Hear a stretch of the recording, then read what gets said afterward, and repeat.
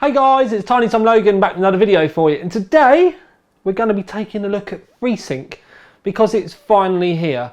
It's AMD's version of an adaptive style kind of vsync type thing, and it's I am going to have to do a fair bit of explaining, but at the same time I also need to do a fair bit of trying to word things correctly, stay in the middle, so you are going to have to kind of bear with me.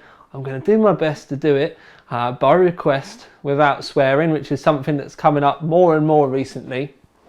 But we're going to try and stay on track.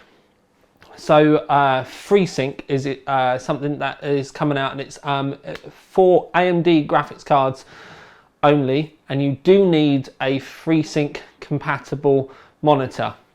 I've got one today, and it's the Acer, and I do need to read it off the box, which is just the left hand side of the camera. It's the Acer XG270HU. Now we're going to be testing it with an Asus 290X matrix, so I've got the top flight single core card that they've got. What I am going to have to do is try and explain a lot of different bits to you, and then I'm also going to have to kind of at the same time weigh a few things up. I've just mentioned the 290X, so you're instantly going to be saying to me, why have you not used the 295X2? Well, the 295X2 is two cores graphics card, so it's two graphics chips on one PCB, and at this present moment in time, Crossfire isn't supported. So if you're looking at FreeSync as an option, if you've got 290, two 290s or two 229Xs, or more, it doesn't really matter, then the Crossfire side of it won't work. That's I have been told it's on the way, but in my understanding with the way that I know about adaptive vsync and FreeSync, and even the way that G-Sync has worked, it's going to be an interesting time to see how the performance and drivers and all that type of thing do progress, because in my understanding I think it's going to be quite a difficult thing for them to be able to tame.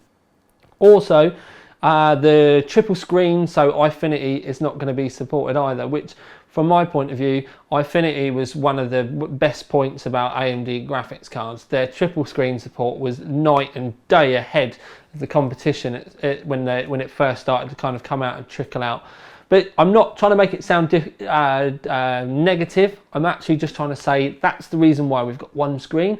That's the reason why we are running a single 290X.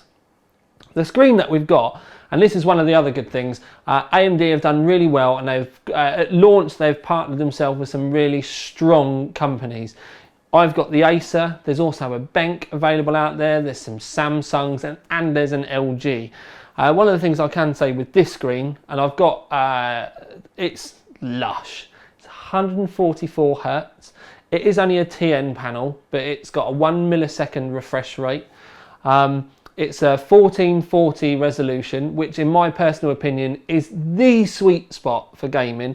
I know a lot of people are all shouting about 4K and stuff at the moment, but the actual horsepower that you need to drive something like that, especially when you're talking with the availability of 144 Hz, you're just not going to be able to get enough graphics power in there to really get the best out of everything. I personally, and I've been saying it for quite a while, the 1440 spot is an absolute real sweet spot between having to spend a stupid fortune and then not really getting much out of it, and everything actually looking nice. Because for 1440p with a decent card like a 290X, you can get really nice looking games, still have a lot of the textures and the anti-aliasing and stuff on. And obviously with this, with 144 Hz, you've got a screaming refresh rate up there if you want it, and the 1 millisecond response time, which means we should be really minimizing the ghosting. Now, just to explain to you a couple of things between like vsync and the way that FreeSync kind of works. And this is something that when these things first started coming out, I had no idea about.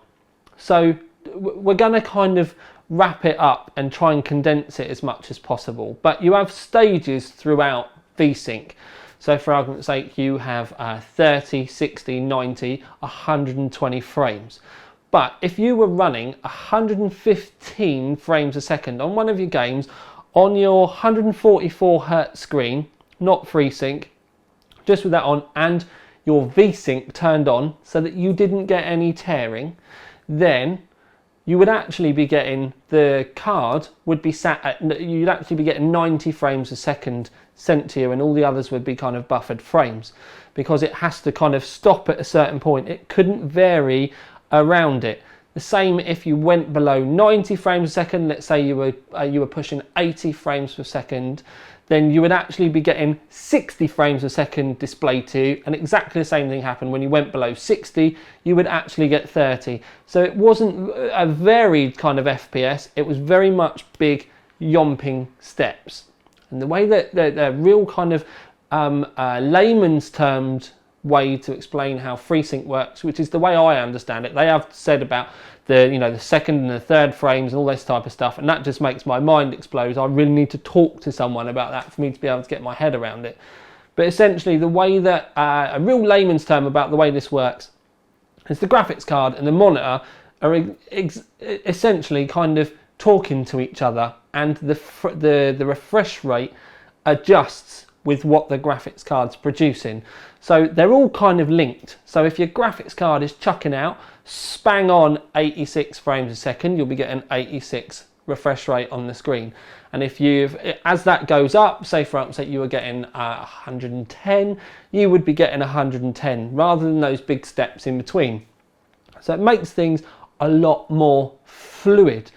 Now, something I have noticed is when the frames per second go down, and it was something that,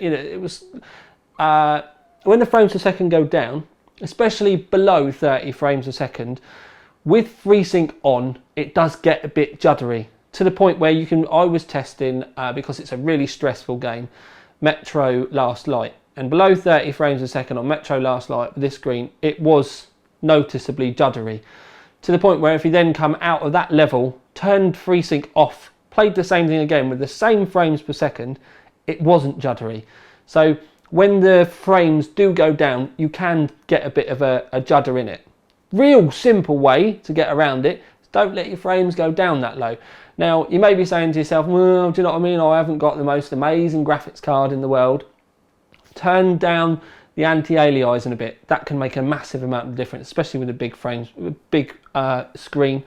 Anti-aliasing down a bit, maybe turn some of your texture details down a bit in that game. Just try and keep everything, I would kind of say above the kind of 40 mark, really, for like a minimum. So if you 35, 40 upwards is an absolute minimum, would be what I would personally be saying to kind of aim for. Now the FreeSync itself is pretty much, I think it's like the 260 upwards, even supports APUs and all that kind of stuff. The screens are still relatively expensive. I don't, personally, I wouldn't understand why you'd want to buy a FreeSync monitor and then nail it on to an APU, because yes, APUs are very good for like budget gaming and stuff like that, but I think if you had the money to spend on one of these monitors, but you're running an APU for gaming, you would probably have been better off in the long run just yomping out and getting maybe a dedicated graphics card or something. But people have different kind of needs and wants and what they want for their system, that's fine. But you do get a lot of support. There's a lot of products out there right from the get-go that are going to be able to support this once the drivers are released, which I'm hoping is going to be the day that the video goes live, and it's all going to become available. And we have got this lovely little, this is the FreeSync demo that AMD sent out. We've got running, just so you know why it's there in the background. We can turn we can change the animations, we can turn the vsync off and the FreeSync off, and it is a really good way for you to kind of gauge, whether you need it or not. This is one of the things that is a really easy way to see tearing, because when you turn the FreeSync off and the vsync off on this, you can instantly see the tearing on the blades. And that's obviously the thing that we're trying to get away from in all the games and everything possible.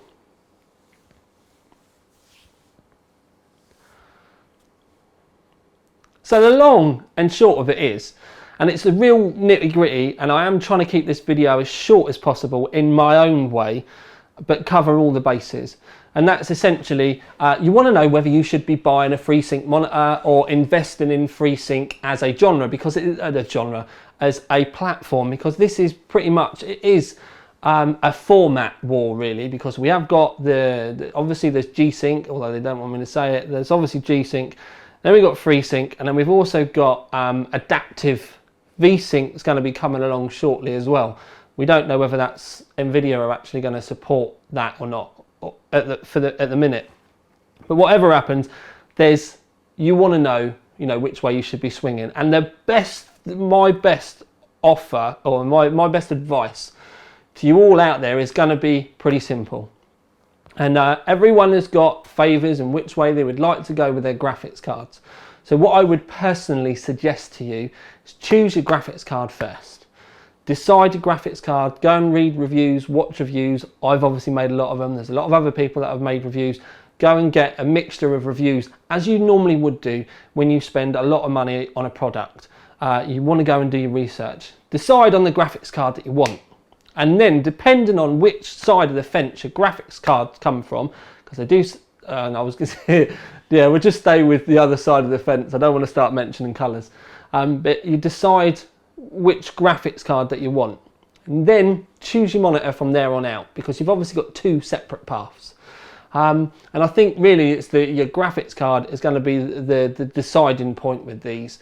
I can't personally say which one is, there isn't really an all out clear leader between the two.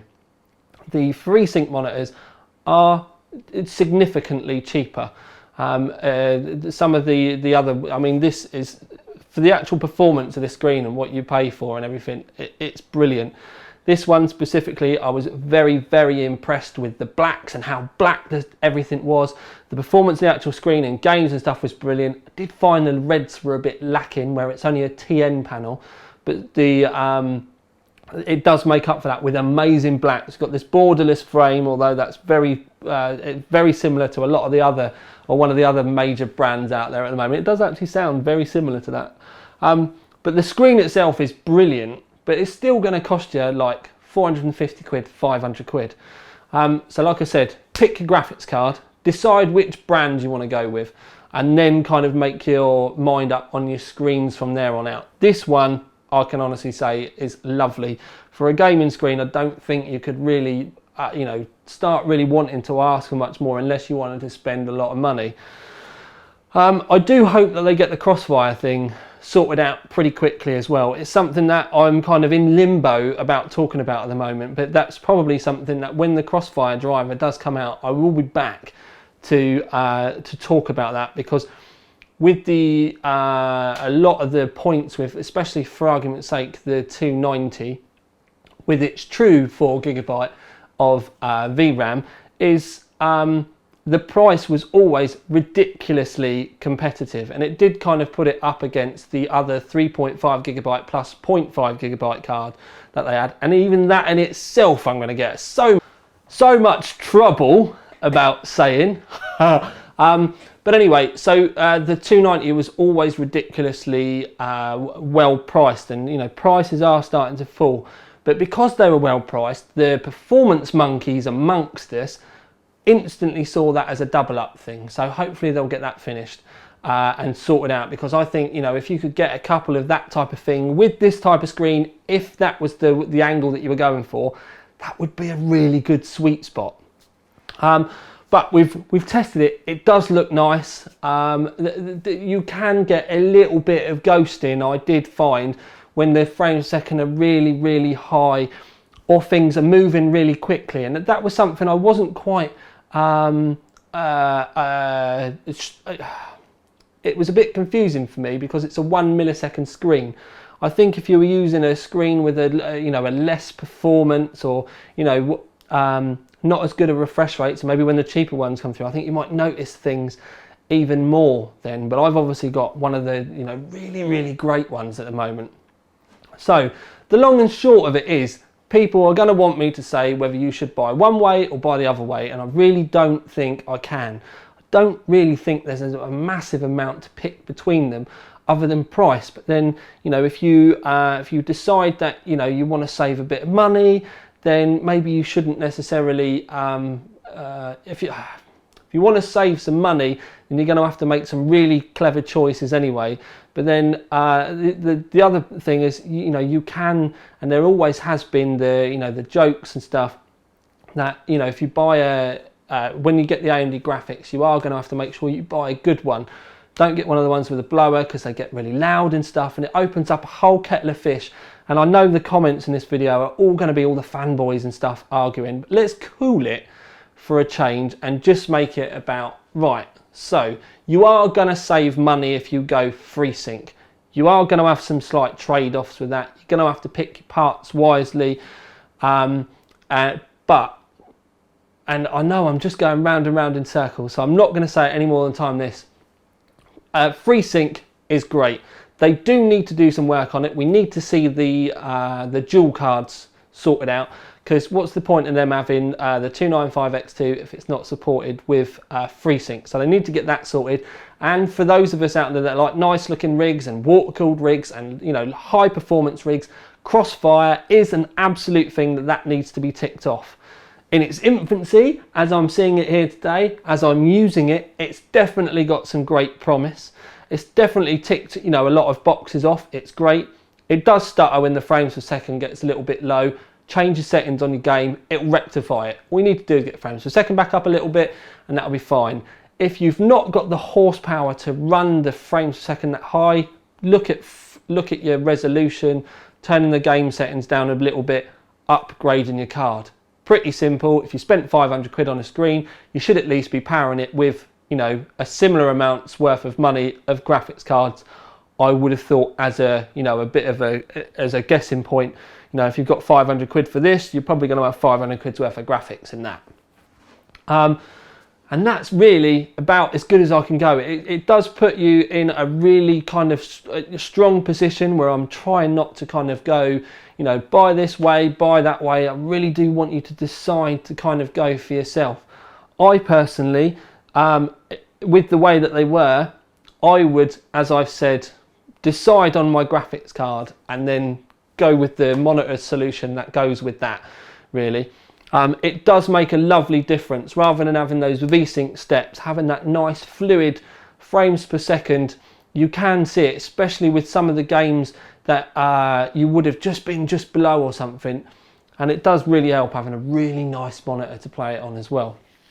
So I may have done a complete ball up of that, but essentially, if you're interested in the XG270HU, overclockers have it in stock. They've got it, they've got the other ones as well. That's why I've got that up there. It does say Overclockers UK, and this is one of their mouse pads. They actually sent it to me yesterday, and it was on top of the thing. And I was like, oh, I'm just going to leave it there and mention that you can buy the screens there. So go and have a look at the Acer monitor on overclockers if you are interested. The other thing I didn't say, which I should have said, is if you're AMD already and you've spent out the money on your AMD graphics cards already, yes, if you need a monitor, get a FreeSync monitor. It's a pretty much, in that respect, it's an absolute no-brainer. If you're in the market for a new monitor, you want to, or you're getting fed up with tearing, or you're getting fed up with, you can definitely notice when your frames per second have gone that little dip and you've gone down, absolutely, don't even think about it. Just go out and get yourself one, especially if you've got the money and stuff. It'll be a no-brainer. And they really do look the part. It's only really when you're coming in as a new purchaser and trying to decide which kind of monitor technology to go with, does it really get properly complicated. And it's all about personal preference then, I personally think. At the moment, I don't particularly think that there's enough to choose between them, even with that kind of like price difference, because, you know, I think that's maybe the way some people will swing, and I think the other way some people will be led with their kind of fanboyism hearts, depending on which way that they swing. So it's really, as far as a reviewer's point of view is concerned, the technology behind it is great. And, you know, if you are in the market looking at this as a possible purchase to bolt onto your AMD graphics card, that's brilliant. Just if you are one of the lucky ones that have got more than one card, you're going to have to sit tight for a little bit. But as soon as that driver is available, I will be back on it, because I'm going to be on it like Sonic to make sure that it's all lovely and there's no little glitches and stuff like that. Really, this was a properly hard video for me. I'm sorry if I have gone round and round in circles, but I don't script my stuff. It is just a kind of a brain fart, and the whole idea behind it is it's where it's meant to be like us having a chat, rather than me trying to sell it to you, rather than me trying to just, you know, make a big advert or something like that. It's meant to be all chilled out and like two mates having a bit of a chat with a cup of tea and biscuits, or down the pub with a beer or something. I am going to go back and edit out the bits that you've stopped and seen. That's where I've sworn. I'm going to get rid of those, don't worry. And we'll try and do that from now on. I'm going to treat you like I'm talking to my mum, but with the kind of laid backness that I'm talking to my mates. Maybe we'll take that little angle. But anyway, for now at least, this is Tiny Tom Logan with what was probably the most difficult review he's made in such a long time. Out. Ding!